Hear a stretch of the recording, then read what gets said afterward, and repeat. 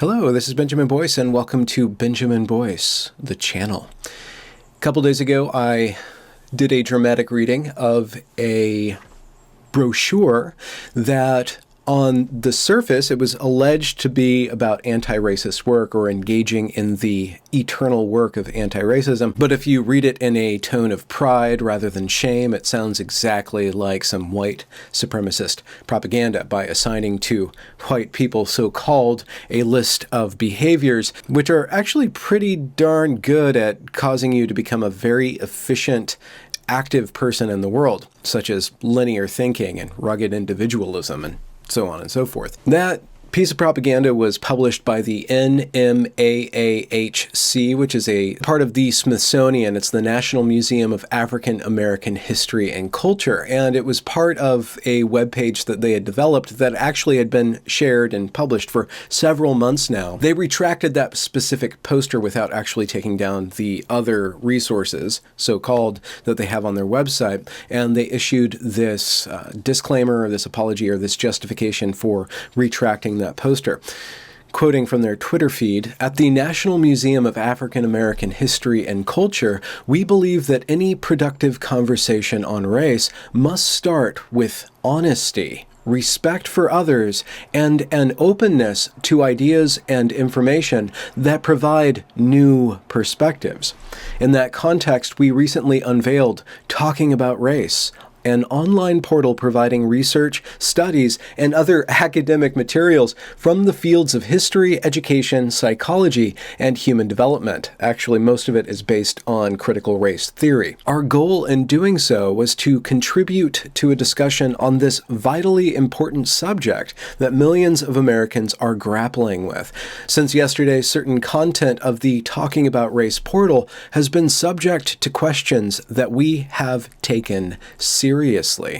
We have listened to public sentiment and have removed a chart that does not contribute to the productive discussion we had intended. As an educational institution, we value meaningful dialogue and believe that we are stronger when we can pause, listen, and reflect, even when it challenges us to reconsider our approach.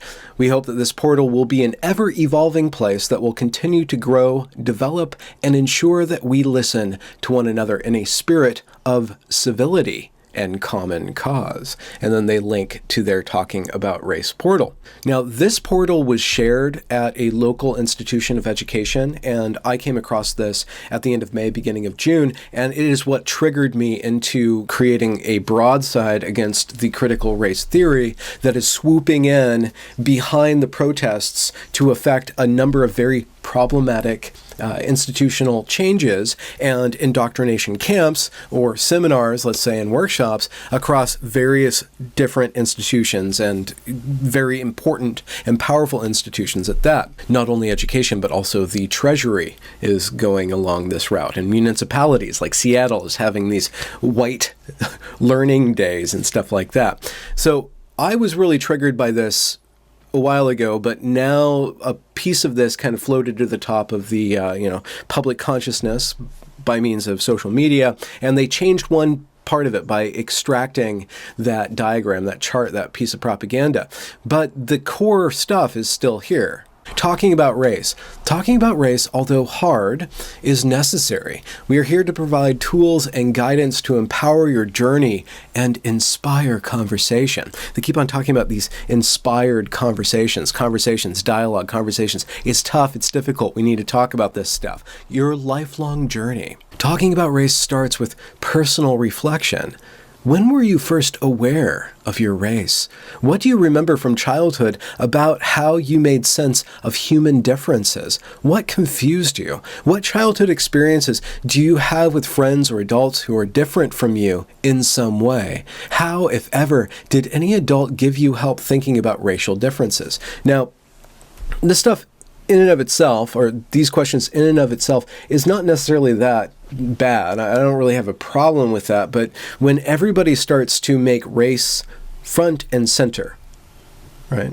We no longer become colorblind, we become blind to anything but color. We are unable to see around or through race. That is my experience of what happened at the Evergreen State College and my observation of what's happening in various other places where this sort of framework takes root. And it takes root by starting to get you to think about it and to adulate it in your thoughts and summon it up. It summons up these differences. It summons up this racial disparity or just basic difference. And then it starts to plant subsequent ideas. Why talking about race matters? Everyone has a racialized identity. Racialized identity has major impact on a person's life. Race is a defining social construct in American life. So it's laying the groundwork for this stuff to be inescapable. And not only inescapable, but unsolvable, because it's at every level of every interaction that you have in this place called America. And then it splits up the different portals into who am I? Are you an educator? Are you a parent or caregiver? Are you a person committed to equity? I want to know. Start your journey by exploring one of the talking about race topics, being anti-racist. And being anti-racist, I covered at the beginning of my broadside against the anti-racist stuff that was creeping in the wake of the riots and the protests. And the being anti-racist portal goes to Ibram Kendi's little speech about his book, How to Be an Anti-Racist, where he says that... So my name is Ibram X. Kendi, and I'm the author of How to Be an Anti-Racist. And this book really seeks to show that the contrast is actually not between racist and not racist, but the contrast is between racist and anti-racist. Each of us should be striving to be anti-racist, not necessarily striving to be not racist, because really that's a term primarily of denial. And it's a term really that doesn't have much meaning. You either have to be racist or anti-racist. There's no way to opt out of the anti-racist dialogue. That's one place where the Kafka traps come in. There's this one other topic called self-care. When we listen to our bodies, hearts, and minds and consider input from trusted friends, we can find resiliency and renew our lives and work. Our ongoing commitment to actively think about and take action against racism, combined with a sense of urgency and deep caring, adds pressure and stress to our daily lives. So it's actually saying that this stuff is going to stress you the F out. That's what it's going to do. The emotional impact of this work is real. Therefore, it is vital that we all practice self-care to benefit our overall health and quality of life. The importance of mindfulness. Mindfulness means maintaining a moment-by-moment awareness of our thoughts, feelings, bodily sensations, and surrounding environment through a gentle, nurturing lens. Mindfulness also involves acceptance, meaning that we pay attention to our thoughts and feelings without judging them, without believing, for instance, that there's a right or wrong way to think or feel in any given moment. This is totally contradictory to the fact that this is a moral program.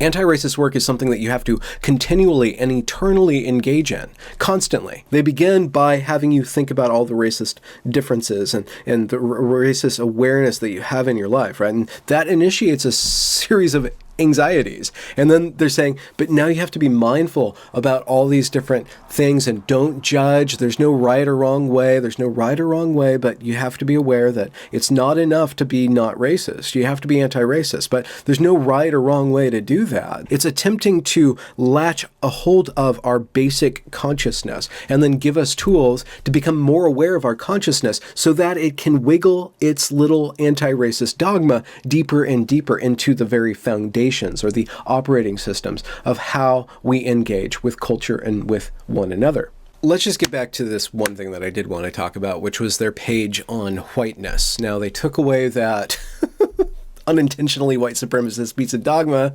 or propaganda, but they still have this page called Whiteness up.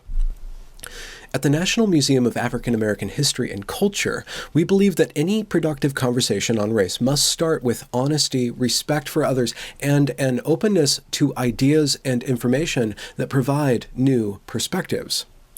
Is there a methodology of understanding what is valid with regards to a perspective or an idea or not, or you just need to be open to new perspectives. The value of novelty and openness in and of themselves do not provide for actual, progressive values. You can't build on anything if you're just being all inclusive or just completely indiscriminate with regards to the ideas, other than the fact that they're new or not, or letting you, expand your brain. They leave out the fact that critical thinking is not necessarily the value, right? It's mindfulness, it's openness, and it's doing the eternal work of anti-racist, training. They repeat what they say on Twitter, but then they go right into the whiteness theory. Whiteness and white racialized identity refer to the way that white people, their customs, culture, and beliefs operate as the standard by which all other groups are compared. Is it comparison itself that's the problem, or is it that there is a normativity in place?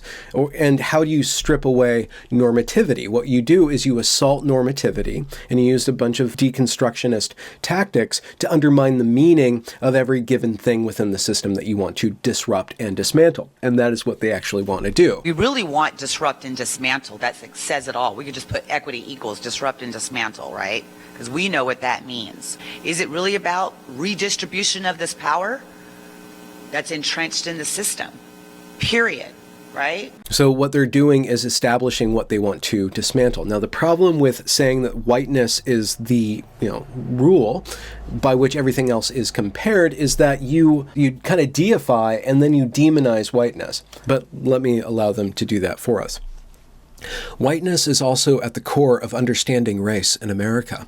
Whiteness and the normalization of white racial identity throughout American history have created a culture where non-white persons are seen as inferior or abnormal. So far, they have not actually defined what whiteness is, other than normativity within America, against which everything else is, compared, but they're not actually saying what whiteness is. Now, what that graph, that chart, that piece of propaganda did was define what whiteness is. Are they going to try to keep away from defining what whiteness is other than something that needs to be resisted? This white dominant culture also operates as a social mechanism that grants advantages to white people, since they can navigate society both by feeling normal and being viewed as normal. But what's the actual positive content of that normality?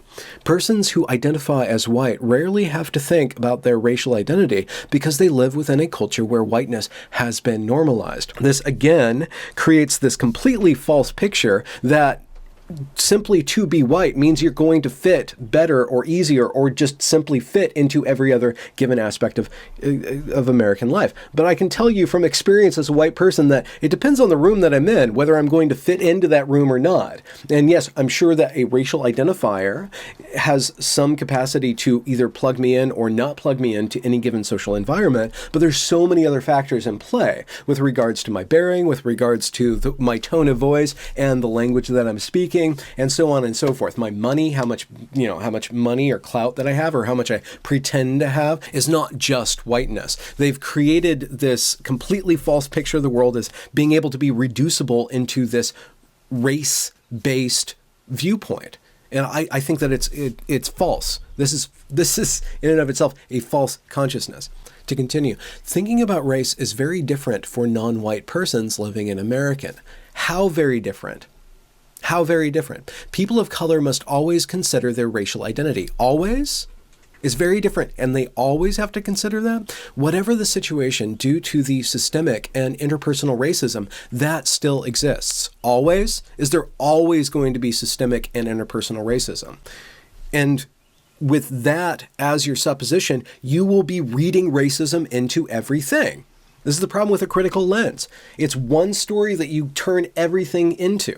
That's what an interpretation does. It takes data and it converts it into a cause and effect and a meaning. It's seeing racism operative in every given situation. It already has an interpretation for everything. Therefore, it has a solution. What's the solution to this stuff? Other than just thinking and being aware of it and understanding that everybody else is going to think about it differently than me. To continue, whiteness and its accepted normality also exists as everyday microaggressions. See, so not only big events, but every single minutia of resistance that you find in your life, or the absence of resistance in life. If I have a good time, if I have a good day, it has to be because of my whiteness. If I have a bad day and I'm a person of color, it has to be because of my non-whiteness, right? This is so overstretching. And this stuff is being distributed as a authoritative source and implanted as a discussion topic in schools. So this isn't just something that is just out there anymore. This is something that is the basis of how things will be operating going forward. Acts of microaggressions include verbal, nonverbal, and environmental slights, snubs, or insults towards non-whites. So anything. Whether intentional or not, so intent doesn't matter, these attitudes communicate hostility, derogatory, and harmful messages. So even if you don't mean to be racist, right? The racial lens will cause you to be racist, or the anti-racist lens, which is the most racist way of viewing the world you could possibly imagine. White privilege. Since white people in America hold most of the political, institutional, and economic power, they receive advantages that non-white groups do not. These benefits and advantages of varying degrees are known as white privilege. For many white people, this can be hard to hear, understand, or accept, but it is true. Isn't that amazing? It doesn't need to make an argument. It just says, it's hard to hear, but it's so true. Okay, well, what do you mean by that? It doesn't have a definite parameter. Furthermore, there is no inclusion of a methodology by which you can test this. This is completely unfalsifiable. This is a belief system that turns everything into its singular interpretation. Where does it lead? I've showed you where it goes, and now we're seeing how it gets there. Stop and think. How does being white grant certain privileges? How might white people experience oppression through other social identities, e.g. class, gender, sexual orientation, religion, ability, etc.? In everything. You're supposed to just think about this all the time. And that's why I went back and I showed the mindfulness thing, because this is going to stress you the F out. And so you're going to need these tools like meditation and mindfulness to like calm yourself down and then get back to work. Calm yourself down, get back to work, calm yourself down, get back to work. Utterly destructive, no redemption. I don't even need to go on. I just want to say that this basic gist of this episode is that, yeah, they retracted that one graph that was blatant white supremacist dogma, right? That they just kind of twisted a little bit because that's what they believe. The white people are so good. They have it so good off. It must be racism. It must be because there's something wrong with them. And so we're going to look at all the things that make them function like they function and say that that is somehow supremacy or the normality that they want to enforce on everybody else.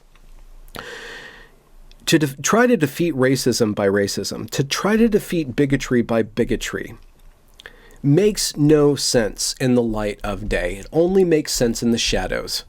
And this stuff is now in the light. And me and people like me have been pushing it into the light, but now it is full scale out there. This is the way things are going to happen. And people are going to submit themselves to these operative mind tricks that will completely parasitize their creativity, their curiosity, and their friendships, and their ability to be humble and authentic within every given human relationships, because every misstep is now a sin if you're white.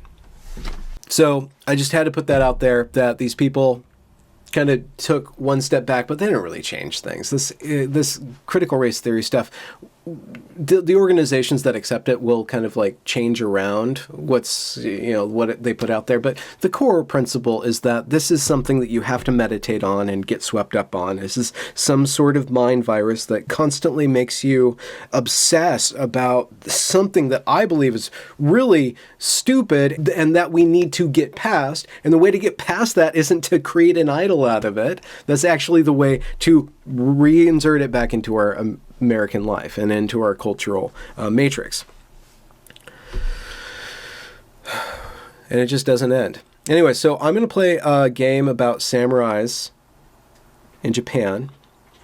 and publish some interviews that are not really related to this. Some interviews are related to this, other interviews aren't related to this stuff, but I just hope you guys are doing good and that you're keeping your head above water and that you're participating in plenty of self-care, and hopefully you're riding bikes and barbecuing and playing with electronics in the wild skies if you have access to them, or just in the streets if you have access to streets. Stay safe, stay calm, cool, and collected. This is Benjamin Boyce, and I'll talk to you soon. Goodbye.